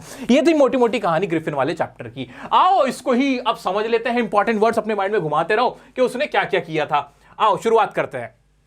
ग्रिफिन ने एक ड्रग को इन्वेंट किया था, एक एक्सेंट्रिक साइंटिस्ट था, ये सबको ही पता है। Discovered how to be invisible, उसने ये देख लिया था कि कैसे इनविजिबल गायब हुआ जा सकता है, वो ड्रग उसने इन्वेंट कर लिया था। He was notice bye 2 boys first, पहली बार ना 2 लड़कों ने उसको नोटिस किया था कि एक पैरों की छाप कहां जा रही है। Saw his footsteps only, सिर्फ उसके फुटस्टेप्स दिख रहे थे, पैरों के निशान दिख रहे थे। He enters a mall, एक मॉल में जाता है, एंटर करता है, फीलिंग कोल्ड, उसे ठंड लगती है। Wear some clothes, कुछ कपड़े पहन लेता है, वहां ईट करता है, कुछ किचन से खाता है, from kitchen of a restaurant, eats cold meat and coffee, cold meat और कॉफी खाता पीता है। He went to a grocery store, फिर ग्रोसरी स्टोर में जाता है, ईट स्वीट, वहां मिठाइयां खाता है, सब कुछ तुम्हारे भी वही दिमाग में चल रहा है जो ग्रिफिन करता है। He drinks wine, वाइन पीता है, falls asleep, पढ़ के सो जाता है on a pile of quilts, जो लिहाफ गद्दे होते हैं ना, ठंड का टाइम था, वहां पढ़ के आराम से सो जाता है, पूरी मस्ती काटता है, मेरा सब कुछ है, जो कर सकता हूं अब हम ही कर सकते हैं, हम ही हैं अगले आने वाले वक्त के लिए, झुक के रहना पड़ेगा मेरे आगे। Caught by store assistants in morning, removes cloth, run away, कपड़े उतारता है, अगले दिन उसके असिस्टेंट पकड़ लेते हैं जो मॉल के होते हैं, ग्रोसरी स्टोर के होते हैं, और वो वहां से भाग जाता है। इतना सबको समझ में आया? स्टेप वाइज याद रखो। ग्रिफिन कौन था? एक एक्सेंट्रिक साइंटिस्ट था, उसने एक ड्रग को इन्वेंट किया था जिससे टू बिकम इनविजिबल हुआ जा सकता था। फर्स्टली वो मॉल में जाता है, स्टोर में जाता है, खाना क्या कहते हैं, कॉफी पीता है, वाइन पीता है ना, ये सारे काम करता है, ठीक है, क्लोज पहन लेता है, फिर वो असिस्टेंट उसको कॉट कर लेते हैं और रन अवे हो जाता है। ऐसे छोटे छोटे वर्ड्स माइंड में लेके आओ। आगे बढ़ते हैं, उसके बाद क्या होता है? Roaming without clothes in cold winter, ऐसी ठंड में बिना कपड़ों के, सोचो ना उसकी बेचारे की कुल्फी जम रही थी। फिर वो क्या करता है? He steal clothes from a theatre company, theatre company से ना कुछ कपड़े चुराता है। कौन से कपड़े? बैंडेजेस ले लेता है फेस के लिए, फेस पे बैंडेज ऐसे लपेट लेता है, डार्क ग्लासेस लगा लेता है, फॉल्स नकली नाक लगा लेता है, और एक हैट लगा लेता है ताकि लोग उसको पहचान सके, एक आदमी समझ सकें। Hits shopkeeper, steals money, shopkeeper को फिर मारता है, पैसे चुराता है और वहां से भाग जाता है। लीव्स क्राउडेड लंदन, फिर वो सोचता है लंदन में रहना सही नहीं है ना, बहुत ज्यादा लोग हैं, तो लंदन छोड़ के कहां चला जाता है? He went to Iping village, एक आइपिंग नाम का एक गांव होता है, वहां जाता है। बुक्स 2 रूम्स एट एन इन, एक वहां के होटल के अंदर 2 रूम बुक करता है। अब मनी ओवर, उसका पैसा खत्म हो जाता है। अब वो फिर क्या करता है, आसपास की जगहों पे चोरी करना शुरू कर देता है। He steals money, hits the landlord and wife. अब जो लैंडलॉर्ड और वाइफ है ना, वो कहता है मुझे पसंद नहीं, मेरे से ज्यादा सवाल मत किया करो, तुम खामखा ना बहुत ज्यादा सवाल करते हो। इस बात पे वो चिड़ा रहता है, लेकिन वो मानती नहीं। वो लैंडलॉर्ड और जो उसकी वाइफ होती है ना, वो क्या करते हैं, उसके कमरे में घुस के ना तलाशी लेने की कोशिश करते हैं उसकी गैर मौजूदगी में। उसे पता चल जाता है, वो जाता है कान में ऐसे आवाज करता है, हेलो क्या हाल चाल है, ऐसे करके ना उन्हें छेड़ता है और सच में कुर्सी फेंक के मारता है और उनको भी मार देता है। यहाँ देखो, यहाँ ग्रिफिन की गलती नहीं, तुम किसी के कमरे में क्यों जा रहे हो, क्या पड़ी है तुमको, है किसी की प्राइवेसी क्यों खराब कर रहे हो भाई। तो गलती यहाँ पे ग्रिफिन की नहीं है। देखो ये लैंडलॉर्ड के साथ तो सही किया था उसने। आगे बढ़ जाते हैं, फिर क्या होता है, लोगों को लगने लगता है कि भूत प्रेत आ गई, चुड़ैल आ गई, आसपास की जगहों में चोरियां हो रही हैं, ऐसी ऐसी घटनाएं हो रही हैं, कुर्सी अपने आप ऐसे उछल रही है, हिल रही है, ये सब कुछ हो रहा है, लोगों को थप्पड़ खाने की आवाजें आ रही है। तो ये क्या हो रहा है कि कोई चुड़ैल का साया है, कोई जादू मंतर है, यहाँ पे भूत प्रेत आ गया है, लोगों को ऐसा लगने लगता है। Steals money, hits the landlord and wife when they try to check his room in his absence। भाई उसके रूम में वो गए थे, उसके मकान मालिक और उसकी वाइफ, तो इस बात का वो बदला पूरा लेता, सबक सिखा देता, वो बताता मैं बताता हूं कि मैं हूं कौन। फिर वो ऐसे बताता है। Mrs hall ask about him, और जब वो मिसेस हॉल बाद में उससे पूछती है ना कि एक बात बताओ, ये आसपास चोरी होती है, तुम क्या कर रहे हो, ये वो उससे ज्यादा उसको परेशान करते हैं, उससे सवाल पूछते हैं, तो वो क्या कहता है, गॉट फ्यूरियस, वो बहुत गुस्से में आ जाता है। People saw headless man run away, hits Mr Jaffer. वो कहता है अच्छा मैं बताता हूं कौन है, मुझे गुस्सा आता है। और फिर वो क्या करता है, अपना पूरा वो बैंडेज वगैरह उतार देता है, और फिर पूरी दुनिया देखती है कि एक सर कटा आदमी भागता हुआ जा रहा है, और जाते जाते ठाए, और जो कांस्टेबल होते मिस्टर जाफर, उनको भी लात मार के वो वहां से चला जाता है। दुनिया देखती है कि एक सरकटा आदमी भागता हुआ गया है। ये पूरी कहानी थी ग्रिफिन की, कि ग्रिफिन की हरकतें क्या थी। अब इसमें ना पूरा ये थोड़ी पूछा जाएगा कि शॉपकीपर को कैसे मारा, कितना मारा, कहां मारा, उसके लात कैसे मारी, ये नहीं पूछा जाएगा। आपसे सवाल पूछा क्या जाएगा कि ग्रिफिन कैसा साइंटिस्ट था, उसकी जो इन्वेंशन थी वो कैसी थी, उसने अपनी इन्वेंशन का क्या मिसयूज किया कि नहीं। तो इनके ऊपर क्वेश्चन आएंगे, जिसमें आपको ये डिटेल डालनी होगी कि उसने क्या क्या हरकतें की थी, और उसको गलत साबित आपको करना होगा इन फैक्ट्स के जरिए। तो दोस्तों ये ना मैंने पूरे आंसर डिटेल में बड़ा नहीं किया, क्योंकि बड़ा ना आपके दिमाग में अभी घुस नहीं पाएगा। ये छोटे छोटे पॉइंट से बस ये सोचो, आप दोबारा से अपना माइंड घुमाओ और सोचो कि इसके अंदर क्या क्या हमने पढ़ा है, क्या क्या पढ़ा है, कौन कौन से वर्ड्स से क्या क्या किया था। उसने आइपिंग विलेज में गया था, आइपिंग विलेज में उसने 2 रूम्स बुक करे थे। एक इनके अंदर जो लैंडलॉर्ड और वाइफ थी, वो उसकी प्रेजेंस में, क्या कहते हैं, उसके एब्सेंस में उसका रूम चेक करने चले गए थे। वो उनको हिट करता है ना। उसके बाद उससे पूछते हैं कि भाई बताओ, उससे बात करने की कोशिश करते हैं, उस पर वो फ्यूरियस हो जाता है। और पीपल एक हेडलेस मैन को रन अवे होते हुए देखते हैं, मिस्टर जाफर जो कांस्टेबल, उनको लात पड़ती है। ये सारे वर्ड्स और फ्रेजेस सोचो, लिखो माइंड में, अपने माइंड से सोच के अपनी कॉपी में लिखो, ताकि आपके खुद के नोट्स तैयार हो और आपको याद रह जाए। बढ़ते हैं नेक्स्ट चैप्टर की तरफ। नेक्स्ट चैप्टर हमारा दी नेकलेस। जैसे कि इसके नाम से पता चल रहा है कि नेकलेस जो गले में पहनते हैं हार, उसकी कहानी क्या है इस चैप्टर में, पहले मोटा देखते हैं। मटिल्डा नाम की एक लेडी है, is a poor but selfish girl. एक अच्छी लड़की है, दिखने में बढ़िया लगती है, वो अट्रैक्टिव है, समझदार है, लेकिन उसके साथ दिक्कत क्या है कि वो गरीब है और सेल्फिश है, बहुत ज्यादा सेल्फिश भी है। वो कोसती रहती है अपनी गरीबी को। Got the invitation to a party. उसका हस्बैंड उससे कहता है कि भाई साहब पार्टी है, पार्टी में चलना है। लेकिन वो इस बात को सुन के ना बहुत गुस्सा हो जाती है, मेरे पास पहनने को अच्छे कपड़े नहीं है, अच्छी ज्वेलरी नहीं है। उसके बाद वो क्या करती है, she borrowed a necklace from her friend Jane Forestier. वो एक फॉरेस्टर जो उसकी जेन फॉरेस्टर जो उसकी फ्रेंड होती है, उससे वो नेकलेस उधार ले आती है, जो कि अमीर होती है बहुत।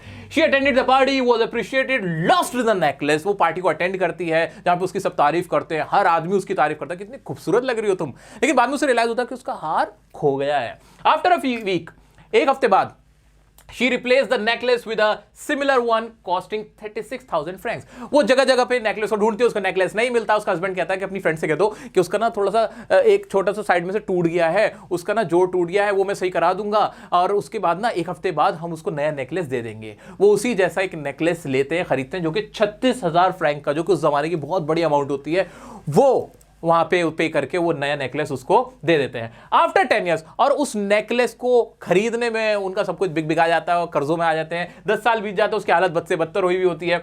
She realized that the necklace was fake one, not real one। वहां उसको जेन फॉरेस्टर, उसकी जो फ्रेंड होती है, वो मिलते 10 साल बाद, और कहते तुमने अपना हाल क्या बना लिया है, और वो जो नेकलेस था वो तो नकली था, वो तो मेटल का था, वो तो महंगा वाला नेकलेस था ही नहीं। और इस तरह से मटिल्डा की पूरी लाइफ, 10 साल उसकी जिंदगी के खराब हो जाते हैं। ये था इसका मोटा नेकलेस चैप्टर का। आइए अब देखते हैं कि इसके अंदर डिटेल में हमने क्या क्या है। हाँ जी, a selfish unsatisfied lady Matilda with a poor husband. उसका हस्बैंड पुअर है और सेल्फिश है। वो वाली फिल्म थी श्रीदेवी की मूवी नहीं थी अनिल कपूर की, जिसमें वो अपने पति को बेच देती है, कुछ इस तरह की कहानी समझ लो कि पति बेचारा गरीब है और वो सेल्फिश है, सेटिस्फाइड नहीं है। लेडी जिसका नाम क्या है, मटिल्डा है। She belongs to a family of clerks. वो बिलोंग करती है एक फैमिली, क्लर्क की फैमिली से, जहां सारे उसके परिवार में कौन है, क्लर्क्स है। And married to a clerk without dowry.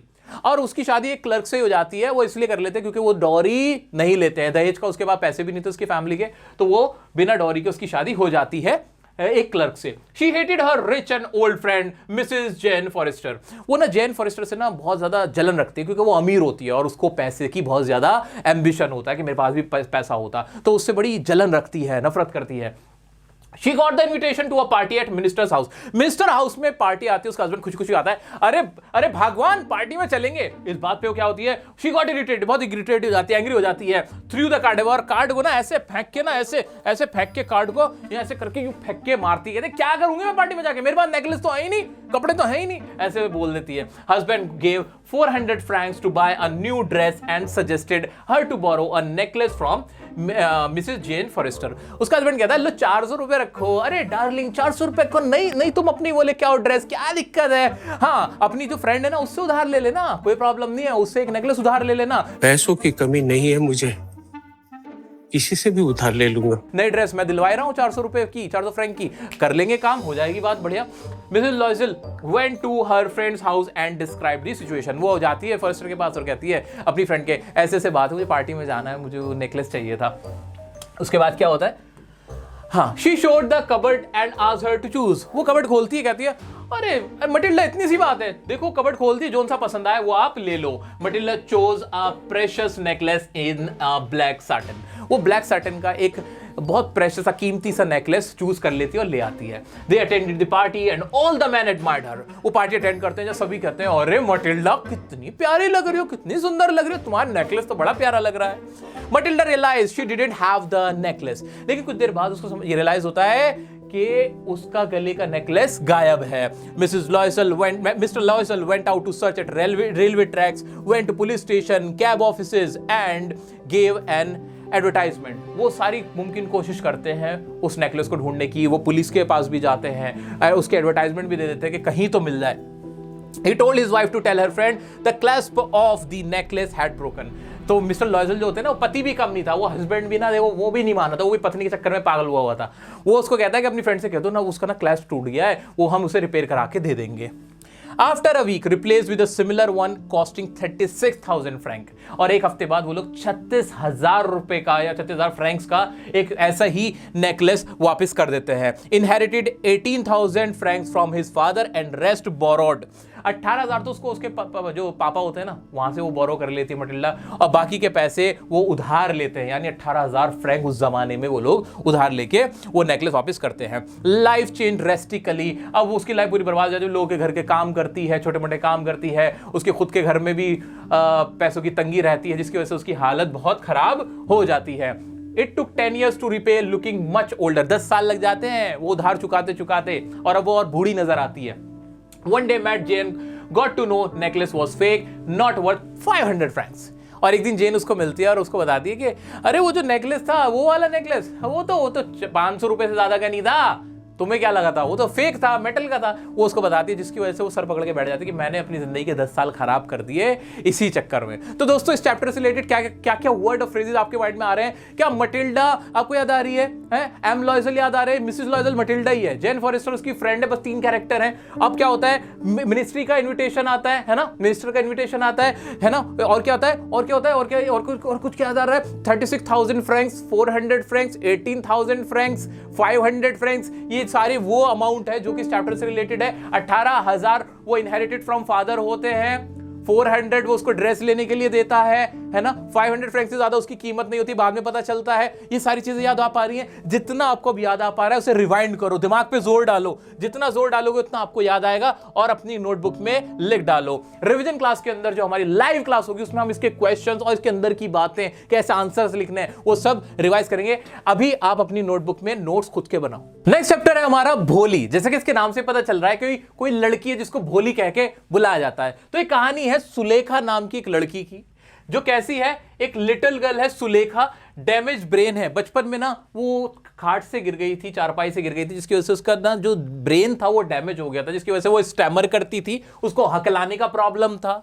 Had पोक मार्क्स, उसके फेस पे निशान थे पोक मार्क्स से, फुंसी दानों के उसके निशान भरे हुए थे। वो अगली थी, यानी उसके अंदर सारी ही प्रॉब्लम थी। वो बोल भी ठीक से नहीं पाती थी, वो थोड़ी बेवकूफ सी भी थी, डम भी थी, और दिखने में भी वो बहुत ज्यादा सुंदर नहीं थी। ऐसी थी हमारी कौन?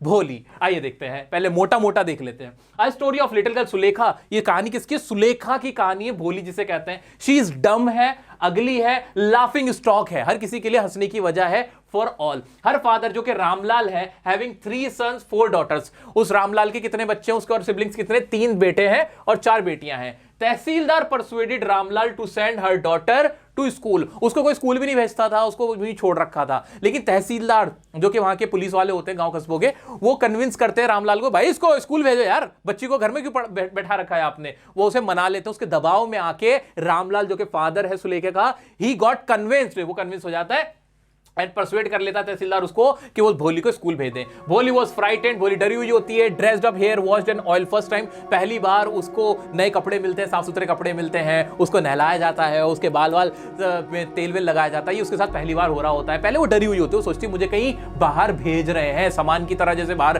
बेच देते हैं सामान को, ऐसे मेरे साथ तो नहीं कुछ हो रहा है, इस तरह से वो डर जाती है। शी मेट अ टीचर, लेकिन वो स्कूल जाती है, अपने टीचर से मिलती है, हु एनकरेज्ड हर, जो टीचर उससे बड़े प्यार से बात करते हैं। पहली बार कोई उसको प्यार से ट्रीट कर रहा होता है, पहली बार उसके साथ ऐसा होता है, उसका नाम वगैरह पूछती हैं वो। आफ्टर ये कुछ साल ऐसे ही बीतते हैं। Her parent decided to marry her to a lame old man. कुछ साल बीतने के बाद जब भोली बड़ी हो जाती है तो उसका जो पिता होते हैं रामलाल कहते हैं कि एक रिश्ता है भोली के लिए, एक बूढ़ा आदमी है, लंगड़ा भी है, वो टांग में उसके परेशानी भी है, वो भोली से शादी करने को तैयार है। अब क्या होता है? Bridegroom arrived with great pump and show, आज डॉरी ₹5,000। अब ब्राइडग्रूम आ जाते हैं, वो लड़के वाले आ जाते हैं पूरे जोर शोर के साथ, ढोल नगाड़ों के साथ, लेकिन उनको ना लड़की का फेस दिख जाता है। जैसे वो देखते हैं कि लड़की का फेस खराब है, अगली है, तो कहते हैं भाई ये शादी नहीं होगी और 5,000 रुपए डॉरी मांगने लगते हैं। रामलाल एग्रीड बट भोली रिफ्यूज। रामलाल पगड़ी रख देता है, नहीं माई बाप, आप हमारी इज्जत खराब हो जाएगी, इज्जत का सवाल है, 5,000 रुपए मैं देने को तैयार हूं, 2,000 रुपए में मान जाओ। कहते हैं नहीं हम चले जाएंगे, बारात वापस लेके। बारात वापस जाएगी, हमारी नाक का क्या होगा? हमारी नाक कट जाएगी, हमारी घर की इज्जत खराब हो जाएगी।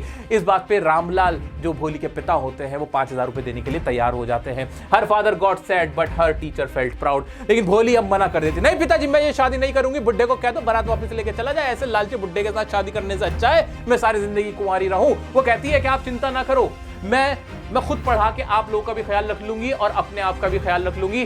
जिस बात पे जो उसकी टीचर होती है कि हाँ कि ये सही कह रही है, वो भी मुस्कुराती है, अपनी टीचर से कहती है ना मैं अपने स्कूल में पढ़ा लूंगी ना टीचर। तो टीचर कहती है हाँ भोली सही कह रही हो। तो इसके अंदर हमें पूरा ये सिखाया गया कि एजुकेशन का आपकी रोल लाइफ में क्या रोल होता है। मेनली इसका जो एसेंस है इस वाली चैप्टर का वो यही है।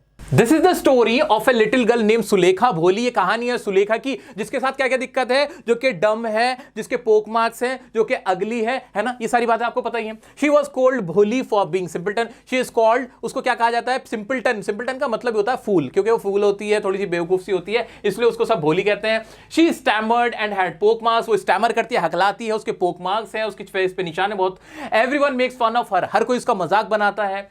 Tahsildar persuaded her father to send her school. Tahsildar persuade करते हैं उसके फादर को, सोचो मेरे साथ साथ बोलो, परसुएड फादर, भोली के फादर को, रामलाल को, to send her school. To send her school, English नहीं भी आती कोई बात नहीं, छोटे छोटे लाइन बनाओ, छोटे छोटे वर्ड्स अपने मुंह से बोलो और लिखो। Okay, Bholi was frightened as she had never seen a school before. Bholi frightened होती है, डरी हुई होती है कि मैं नहीं जाऊंगी, क्या होगा वहां पे, क्योंकि उसने कभी स्कूल नहीं देखा था। She was clean, bath, oil and a clean dress given for the first time. उसको क्लीन किया जाता है, बात किया जाता है, ऑयलिंग की जाती है और क्लीन ड्रेस प्रोवाइड की जाती है फॉर द फर्स्ट टाइम। पहली बार उसके साथ ही हो रहा होता है। इतना समझ पाए भोली कौन थी, भोली के साथ क्या हुआ था? फर्स्ट टाइम स्कूल किसने भेजा? तहसीलदार परसुएडेड किसको? रामलाल को, टू सेंड हर स्कूल। इतना क्लियर हो पा रहा है? क्लियर हो पा रहा है? आ जाओ आगे बढ़ते हैं, जल्दी से आगे बढ़ते हैं। At school Bholi met a kind and polite teacher. School से वहां से उसका टर्निंग पॉइंट आया। सबसे इंपॉर्टेंट पार्ट इस चैप्टर का, अगर तुमने कुछ नहीं किया है ना तो यही वाला पकड़ना, टीचर का क्या रोल था भोली की लाइफ में, इस पे सबसे ज्यादा ध्यान देना है आपको। काइंड एंड पोलाइट टीचर से वो वहां मिलती है। She encouraged her to study and speak with confidence. उसको एनकरेज करती हैं कि कॉन्फिडेंस से बोलने के लिए और पढ़ाई करने के लिए। She started to go to school every day. वो हर दिन अब स्कूल जाना शुरू कर देती है। फ्यू ईयर्स लेटर, कुछ साल बाद, her village upgraded into a small town उसका जो विलेज होता है वो एक स्मॉल टाउन में बदल जाता है, गांव कस्बा बन जाता है। The primary school being converted into a secondary school, जो प्राइमरी स्कूल था वो अब सेकेंडरी स्कूल बन गया था, सिनेमा भी वहां पे आ गया था, तो तरक्की हो जाती है। One day Bholi's parents decided to marry her to a lame old man. एक दिन उसके रामलाल जो उसके पिता होते हैं वो खाना खाते हुए क्या बोल रहे होते हैं कि इसका ना एक रिश्ता आया हुआ है, एक बिशांबर नाम का एक आदमी है, बुढ़ा है 50 साल का, जो जिसको टांग में प्रॉब्लम है, वो लेम है, लंगड़ा है, जो बिना डॉरी के भोली को ले जाएगा, शादी कर लेगा, जिसके खुद के भी ना बच्चे हैं बहुत सारे। He was a widower, जो कि विधवा है, बट रिच, लेकिन अमीर है। He had not demanded any dowry, उसने कोई डॉरी की डिमांड नहीं की है। On the wedding day, अब वो रिश्ता उसका पक्का हो जाता है। अब वेडिंग डे पे जो ब्राइड ग्रूम होता है, जो दूल्हा होता है, क्या होता है? Arrived with great pump and show, बहुत बुढ़े बारात लेकर आया है, बुढ़े की बारात आ जाती है, but the groom discovered that भोली हैड पोक मार्क्स। लेकिन जैसे वो घूंघट का हल्का सा हटाती है, लोगों को उसका फेस दिख जाता है कि वो अगली है, उसके पोक मार्क्स हैं। इसके ऊपर क्या होता है? So he demanded dowry in returning for marrying. वो कहता है भाई शादी नहीं होगी, अगर शादी होगी तो तुम्हें 5,000 रुपए देने होंगे। He demanded a sum of 5,000 rupees. Ramlal place his turban at Bishambar feet and ask for mercy. Ramlal अपनी ऐसे पगड़ी उठा के उसके पैरों में रखता है बिशांबर के। रामलाल कहता है कि मेरी इज्जत आपके हाथ में, आप ऐसा ना कीजिए, मेरे पास 2,000 रुपए, आप 2,000 रुपए लीजिए। लेकिन बिशांबर खतरनाक आदमी है, वो मानता नहीं, कहता नहीं नहीं नहीं मैं नहीं मानूंगा, मैं तो 5,000 रुपए लूंगा, वरना ये शादी नहीं हो सकती है। Finally Ramlal place the bundle at the bridegroom's feet to save his family's respect and honour. लेकिन वो इज्जत के खातिर 5,000 रुपए उसके पैरों में लाके दे देता है कि लो जी 5,000 का बंडल ले लो। Bholi could not bear all this and refuse to marry the greedy old man. अब जब माला पहनाने का टाइम होता है तो एकदम से ना ऐसे छटाक से माला को फेंक कर कहती है, पिताजी मुझे नहीं करनी शादी इस बुढ़े से, इस लालची बुढ़े से शादी करने से अच्छा है मैं सारी जिंदगी कुंवारी बैठ बन जाऊं। ये बात वो बड़ी अच्छी बोलती है। और उसके बाद क्या होता है? Everyone called her Shimla. हर कोई कहता है हाँ कैसी शक्ल ना सूरत, और देखो तो सही इसकी हरकतें कम नहीं है इसकी, घमंड तो देखो इस लड़की का, वो शादी कर रहा है, बड़ी बात है। ऐसी उल्टी सीधी बातें गांव वाले सारे बनाते हैं। The wedding party ended. Ramlal told Bholi that no one would marry her. जो वेडिंग पार्टी होती है वो सब खत्म हो जाती है। रामलाल कहता है तेरे से कोई शादी नहीं करेगा भोली, ये जो तूने काम किया तेरे से कोई शादी नहीं करेगा। And what would she do in her future, और तू अपने फ्यूचर में भविष्य में करेगी क्या? इस पे भोली कहती है she would take care of her parents when they grew old. जब मेरे माँ बाप बूढ़े हो जाएंगे ना, पिताजी जब आप लोग बूढ़े हो जाएंगे, मैं आपकी खुद सेवा करूंगी, मैं आपका ख्याल रखूंगी। And would teach in her own school. और वुड टीच मतलब जब फ्यूचर आएगा तब वो ऐसा काम करेगी, इसलिए वुड आया यहाँ पे। वो पढ़ाएगी अपने ही स्कूल में जहां उसने पढ़ा था। और ये बात कहते वो अपनी टीचर की तरफ देखती है ना टीचर, और टीचर वहां कोने में खड़ी मुस्कुराती है उसकी तरफ देख के कहती है हाँ भोली I am proud of you. और वो ना प्राउड फील कर रही होती हैं वहां पे, और मुस्कुरा के उसकी हाँ में हाँ मिलाती हैं। तो ये कहानी मेनली एजुकेशन के ऊपर है, विमेन एम्पावरमेंट के ऊपर है, और इसी से रिलेटेड इसका क्वेश्चन बनता है दोस्तों। अभी इससे रिलेटेड जो भी फ्रेज, जो भी वर्ड्स मैंने आपको बार बार बताए हैं, सिखाए हैं, जो भी आपके दिमाग में आ रहे हैं, एक बार नोट कर लो अपनी कॉपी में, यहां अच्छा फील होगा, कॉन्फिडेंस आएगा। दोस्तों नेक्स्ट चैप्टर है हमारा the making of a scientist. एक साइंटिस्ट का बनना, यानी एक साइंटिस्ट के बारे में कहानी है। कौन है वो साइंटिस्ट? मैं आपको तस्वीर दिखाता हूं। ये है रिचर्ड एब्राइट। रिचर्ड एब्राइट की कहानी, कैसे ये एक बड़े साइंटिस्ट बने, इनकी बड़ी बड़ी इन्वेंशन क्या थी। तो पहले इनके बारे में पढ़ लेते, कैसे हैं ये, कौन है ये, पहले तो याद रखो। रिचर्ड एब्राइट इज अ साइंटिस्ट, ये सबको समझ में आ गया, वैज्ञानिक है एक। दूसरा ही वाज अ क्यूरियस चाइल्ड, उनके अंदर ना जानने की इच्छा थी बहुत ज्यादा। जो जानने की इच्छा रहेगी, जिसके अंदर जो क्यूरियस होगा वही तो साइंटिस्ट बनेगा ना। ऐसे इसको याद रख सकते हो, बिल्कुल याद रख सकते हो, कुछ भी रटने की जरूरत नहीं है। Next, started collecting butterfly at age 2। 2 साल की उम्र से ही ना तितलियों को कलेक्ट करने का इन्होंने काम शुरू कर दिया था। तो ये सब था किसके बारे में? रिचर्ड एब्राइट के बारे में। तो पहले देखेंगे मोटा मोटा और उसके बाद देखेंगे छोटा छोटा। तो पहले क्या है? A story of famous scientist Richard एब्राइट। किसकी कहानी है? रिचर्ड एब्राइट की कहानी है। One day his mother bought him a book the travels of monarch 10। भाई उनकी मां ने ना एक दिन उनको बुक लाके दी थी, द ट्रेवल ऑफ मोनार्क 10, जिसकी वजह से इनकी ना तितलियों के अंदर बहुत दिलचस्पी बढ़ गई। He participated in county science fair and failed but learned। उन्होंने ना काउंटी साइंस फेयर के अंदर सबसे पहले हिस्सा लिया, जो फेयर नहीं लग रहे होते, साइंस फेयर लग रहे हो, तो उसमें हिस्सा लिया, लेकिन इनको वहां कोई अवार्ड नहीं मिला, लेकिन उन्होंने वहां बहुत कुछ सीखा। Wrote down to Dr. Arghart asking ideas for projects। Doctor ergot एक प्रोफेसर है, उनको इन्होंने एक लेटर लिखा कि बताइए मैं कैसे काम करूं, कैसे पार्टिसिपेट करूं कि मुझे अवार्ड मिले, किस चीज़ पे काम करूं, आइडियाज़ बताइए, प्रोजेक्ट के आइडियाज़ बताइए। तो उन्होंने उसकी हेल्प ली डॉक्टर अर्गट की। Research on the caterpillar disease, won prize at science fair. फिर उन्होंने ना कैटरपिलर की कोई डिजीज होती थी जिसकी वजह से कैटरपिलर मर जाती थी। कैटरपिलर किसको बोलते हैं? बटरफ्लाई बनने से पहले जो उसकी स्टेज होती है उसको कैटरपिलर बोलते हैं। लार्वा, कैटरपिलर ऐसे होता है ना, आपने पढ़ा होगा बचपन में, है ना, तो ये उसी के बारे में था। तो उन्होंने ना कैटरपिलर को एक डिजीज होती थी जिससे वो मर जाती थी, उसके ऊपर उन्होंने रिसर्च करी, जिसकी वजह से उसको साइंस में इनको प्राइज मिला। पहले प्राइज नहीं मिला था, अब प्राइज मिल गया। नेक्स्ट ईयर अगले साल क्या हुआ, viceroy copies monarch won him another prize. इन्होंने वायसराय कि वॉइसराय जो होती है ना, एक तितली की ब्रीड होती है वॉइसराय, वो मोनार्क को कॉपी करती है, ये बात इन्होंने बताई, जिसकी वजह से इनको प्राइज मिला। Research on 12 golden spots on the back of monarch pupa. इन्होंने ना जो तितली होती है, एक ना मोनार्क तितली होती है जिसके ना गोल्डन होते 12 गोल्डन जो निशान होते हैं ना, वो हमें लगता है डिजाइन है, वो डिजाइन नहीं, उसका क्या रोल होता है इसके बारे में उन्होंने रिसर्च करी, मोटा मोटा समझ रहे हैं अभी हम। तो उन्होंने रिसर्च करी 12 गोल्डन स्पॉट्स ऑन मोनार्क, इसके ऊपर उन्होंने रिसर्च करी on the back of monarch pupa पे, और जिसकी वजह से इनको प्राइज मिला। He solve the biggest puzzles how a cell blueprints its DNA. इनका जो सबसे बड़ी इन्वेंशन भी थी ना, वो यही थी कि कैसे एक सेल ब्लूप्रिंट बनाता है, मतलब कैसे तैयार करता है खुद का डीएनए, ये इनकी सबसे बड़ी खोज थी। He was a good speaker and a canoeist, वो एक बहुत अच्छे स्पीकर थे और कैनोइस्ट थे।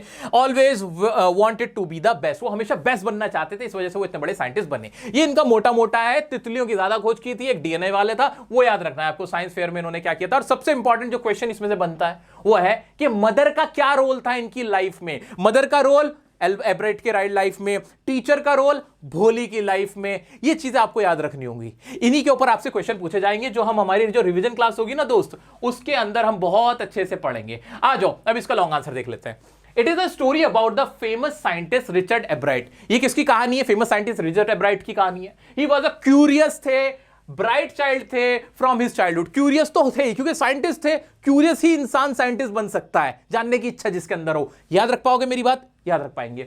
His mother encouraged his interest in learning. उनकी मां ने इंकरेज करा इंटरेस्ट, कैसे इंकरेज करा, she took him on trips, bought him telescope, microscope, cameras, mounting material and other equipments. वो उसको क्या क्या सामान लाके देती थी, उनके इक्विपमेंट्स लाके देती थी, किताब लाके दी थी द ट्रेवल ऑफ मोनार्क 10, और टेलीस्कोप लाके दिया, माइक्रोस्कोप लाके दिया, कैमरा लाके दिया, और माउंटिंग मटेरियल लाके दिया। तो ये सारी चीजें उनको लाके देती थी, प्रोवाइड करती थी, इससे उनकी क्यूरियोसिटी थी वो पूरी होती थी। His mother gave him a book, The Travels of Monarch 10, which told him how monarch butterflies migrate to Central America, opened the world of science to young Richie, who had collected all 25 species of butterflies. वो जो किताब उन्होंने लाके दी थी ना, उससे इनके सामने साइंस का पूरा वर्ल्ड खुल गया था। अब भाई ये ना बड़े लोगों की कहानी, तुम लोग तो कहोगे कि यार अगर किसी 10 साल के बच्चे को किताब लाके दो ना, वो पढ़ेगा ही नहीं, ठीक है, लेकिन उसकी माँ ने किताब लाके दी थी, तो बच्चा भी क्यूरियस था, पढ़ाई करता था। तो उन्होंने क्या करा था, उन्होंने 25 जो स्पीशीज होती थी बटरफ्लाई की, वो पूरी कलेक्ट कर रखी थी अपने घर के अंदर, उन्होंने कलेक्ट करनी शुरू कर दी थी। He started tagging butterflies as a task given by doctor Urquhart in the book. Doctor Urquhart ने टास्क दिया हुआ था बटरफ्लाइज को टैग करने का, ताकि उनकी स्पीशीज का पता चले, वो काम इन्होंने करना शुरू कर रखा था। तो उन्होंने क्या कर दिया था, उन्होंने टैगिंग का काम शुरू कर दिया था। Ebright raised a flock of butterflies at it was difficult to chase them one by one. इन्होंने क्या किया था, इन्होंने ना जो बटरफ्लाइज थे ना, उनको ना पालना शुरू कर दिया था, क्योंकि ये बड़ा मुश्किल था एक एक बटरफ्लाई को चूज करना, ढूंढना, उनको चुनना। When he was in 7th grade, जब वो 7th ग्रेड में थे, he participated in county science fair with a slide of frog ish tissue.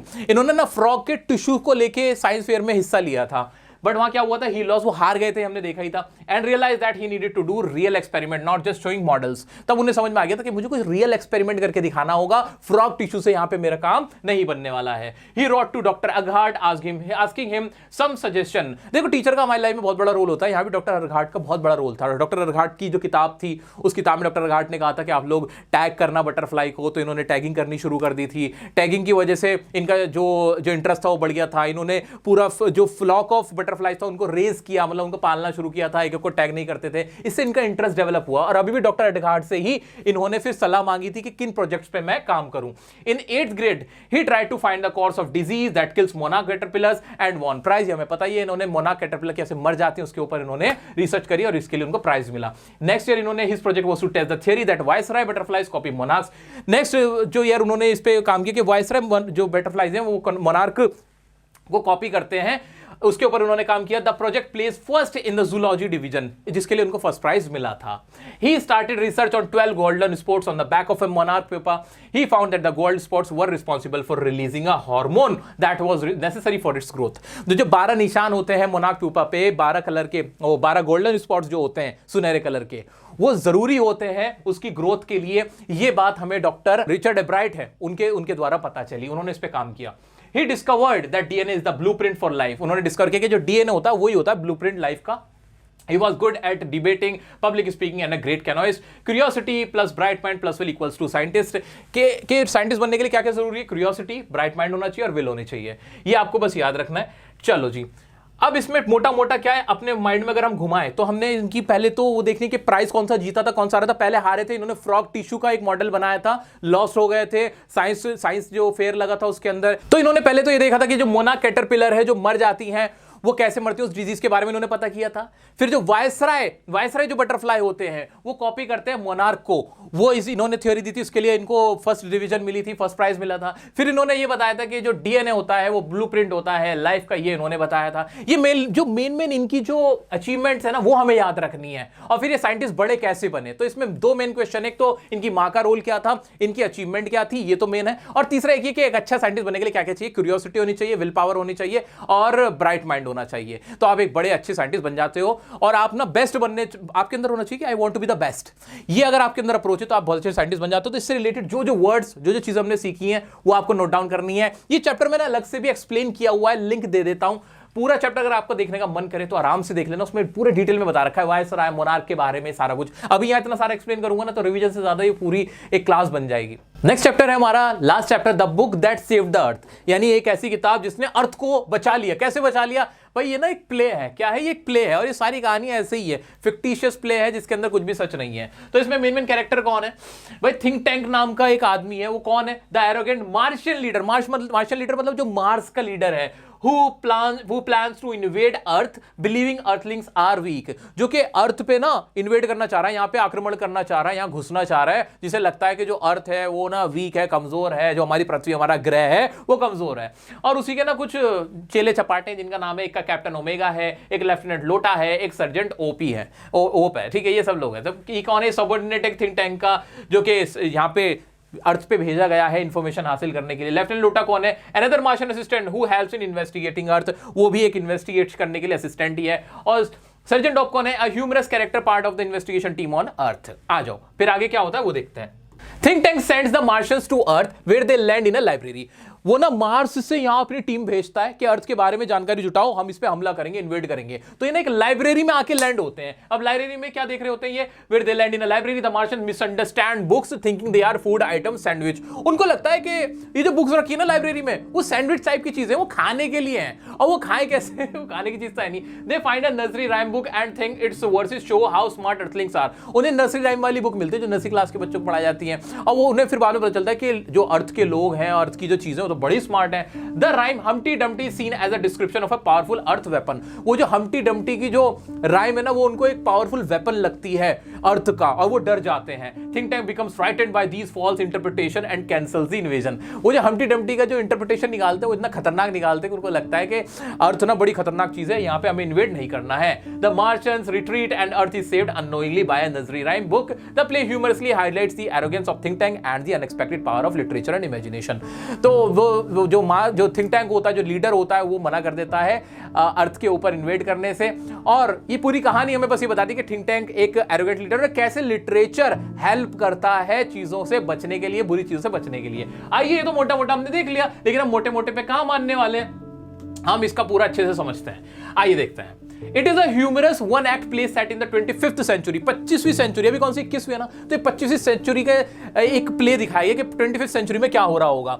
Illustrating the power of literature and imagination. Literature और इमेजिनेशन की पावर को दिखा रहा है ये। The story presented through a historian narrating how a simple book helped save earth from an alien invasion. जहां पे एक हिस्टोरियन है, एक इतिहासकार है, जो प्ले हो रहा है, ड्रामा हो रहा है, और वो दिखा रहे हैं कि कैसे जो लिटरेचर है और इमेजिनेशन है वो बचा रही है इन्वेजन से। इन्वेजन मतलब आक्रमण से, एलियन के आक्रमण से। The play begins with the Martian leader, the great and mighty think tank, planning to conquer Earth। यह शुरुआत होती है, थिंक टैंक आता है एरोगेंट, और वो कहता है कि हम अर्थ पे हमला करेंगे। Think tank known for his arrogance and over confidence believes earthling to be inferior things. जो कि अर्थ को कहता है अरे ये तो कुछ नहीं है, ये तो खराब सी चीजें हैं, वो ऐसा बोल रहा होता है। To gather information he sends his subordinate, कहता है अर्थ तो बहुत कमजोर लोग रहते हैं, अर्थ वाले लोग तो कमजोर है, हम तो उस पर आक्रमण कर देंगे। वो अपने सबऑर्डिनेट जो कि कैप्टन ओमेगा है, लेफ्टिनेंट लोटा है और सर्जेंट ओप है, उनको भेजता है जहां वो अर्थ के अंदर एक लाइब्रेरी में जाते हैं। अर्थ पर लैंड करके लाइब्रेरी में उतर जाते हैं, तो हमने पढ़ ही लिया। The Martian mistake books for objects of sustenance and try to interpret their purpose. They come across a book of nursery rhymes, misinterpreting the verses as a display of Earth's advanced intelligence and hidden traits. वो books को देख के समझते हैं कि कहीं ये sandwich तो नहीं खाने का, और बाद में वो जो नर्सरी राइम्स की बुक्स होती हैं उनको उन्हें ऐसा लगता है, उनका इंटरप्रिटेशन वो उल्टा सीधा निकालते हैं, वो सोचते हैं कि ये कोई वेपन है हम लोगों को खत्म करने का। ठीक है, they come across a book of nursery rhymes misinterpreting आ जाते हैं। For instance the rhyme Humpty Dumpty seen as a warning about Earth capability to destroy invaders. जो नर्सरी की राइम से हम्प्टी डम्प्टी वो उसको सोचते हैं कि उसका इंटरप्रिटेशन ऐसा निकालते हैं कि जो इन्वेडर्स हैं, जो यहाँ पे आक्रमण करने वाले हैं, वो उनको डिस्ट्रॉय करने के लिए एक वेपन है, एक हथियार है। Frightened by their misinterpretation, think tank abandons the invasion plan and retreats. Earth is saved unknowingly by the nursery rhymes Humpty Dumpty. और think tank फिर मना कर देता है अर्थ पे इन्वेड करने से। इन्वेड इंपॉर्टेंट वर्ड है, इन्वेड हमला करने वाला, इन्वेडर्स, इन्वेजन, ये इसमें आपको मेनली मिलेगा। थिंक टैंक्स मना कर देता है, वो डर जाता है, फ्राइटन हो जाते हैं। The play humorously highlight the folly of arrogance, the value of literature and the unexpected ways knowledge can influence decisions. तो इसमें बस ये बताइए कैसे नॉलेज डिसीजन को इन्फ्लुएंस कर देती है, लिटरेचर कितनी हेल्पफुल चीज है, importance of literature and imagination क्या है, ये सारी चीजें इसमें बताई गई हैं। कैसे एडवांसमेंट हमें 25th सेंचुरी में लेके जा रहा है, ये सब बताया गया है। तो दोस्तों बहुत ज्यादा इंटरेस्टिंग सा चैप्टर नहीं है, ईमानदारी से बताऊं तो। अगर चॉइस में आए तो ये वाला क्वेश्चन छोड़ ही देना, क्योंकि इसमें बहुत ज्यादा कुछ अच्छा सा नहीं है, क्योंकि अच्छे अच्छे चैप्टर है। हमने पढ़ा है मिडनाइट विजिटर है, question of trust, footprint without feet, बड़े अच्छे अच्छे चैप्टर्स हैं। वो मुझे पर्सनली ज्यादा मजेदार लगते हैं, बट मेरा फर्ज था आपको ये भी पढ़ाने का, मैंने ये भी पढ़ा दिया। अभी कहानी ये शुरू नहीं हुई है, इससे रिलेटेड वर्ड्स एंड फ्रेजेस आपको लिखने हैं। तैयार रहो, इन सब के प्रीवियस ईयर के 10, 15, 20 साल के क्वेश्चन सारे कराऊंगा। आंसर एग्जाम में कैसे लिखने हैं, आपको खुद दिमाग में अपने आप आंसर की लाइंस आ जाएंगी। अभी भी आ रही है क्या? अच्छा अभी भी आ रही है, हाँ आ रही है। क्या क्वेश्चन ऑफ ट्रस्ट सोचते कुछ याद आ रहा है, भोली सोचते कुछ याद आ रहा है, द नेकलेस सोचते एकदम से मिस फॉरेस्टर और मटिल्डा याद आ रहे हैं आपको, मिस्टर लॉयजल याद आ रहे हैं आपको, है ये सारे 36,000 फ्रैंक, 18,000 फ्रैंक आपके दिमाग में घूमने लग रहा है क्या? क्या लाइन अपने आप याद आ रही है कि तहसीलदार परसुएडेड रामलाल टू सेंड भोली टू स्कूल? क्या ये लाइन अपने आप याद आ गई? आपको ग्रामर भी नहीं आती, आपको इंग्लिश भी नहीं आती, फिर भी याद आ रहा है? हाँ, बस हमें यही वाला कॉन्फिडेंस रखना है दोस्तों। तो बिल्कुल भूलना मत, मिलना है रिविजन क्लास में। इसी की लाइव रिवीजन क्लास अब शुरू होने वाली है थोड़े दिनों में। अब दूंगा मैं इसकी पोएम की ऐसे ही वन शॉट दूंगा, पोएम वाली मिस मत करना। बस इसको खत्म करने के बाद उसे मैं शूट करने पे लग जाऊंगा और आपको पोएम्स भी समझाऊंगा, कहीं कोई कसर नहीं छोड़ेंगे। फैला दो ये वीडियो सब तक। कॉन्फिडेंस कितना आ रहा है मुझे बताओ, मजा आ रहा है कि नहीं, है ना, मजा आ रहा है कि नहीं? और वीडियो को अगर पसंद करो तो लाइक जरूर करके जाना, मुझे आपका प्यार बहुत हिम्मत देता है। मेरी ताकत तुम हो यार, जितना हम लोग कॉन्फिडेंटली बोल लेते हैं ना, मैं नहीं बोल रहा होता हूं, ये तुम सब की आवाजें हैं जो मेरे मुंह से निकल रही होती हैं। Love you all, love you so much, अपना प्यार देने के लिए, ट्रस्ट करने के लिए। मिलते हैं नेक्स्ट वीडियो में नेक्स्ट टॉपिक के साथ, तब तक के लिए बने रहना डियर सर के साथ। Love you all.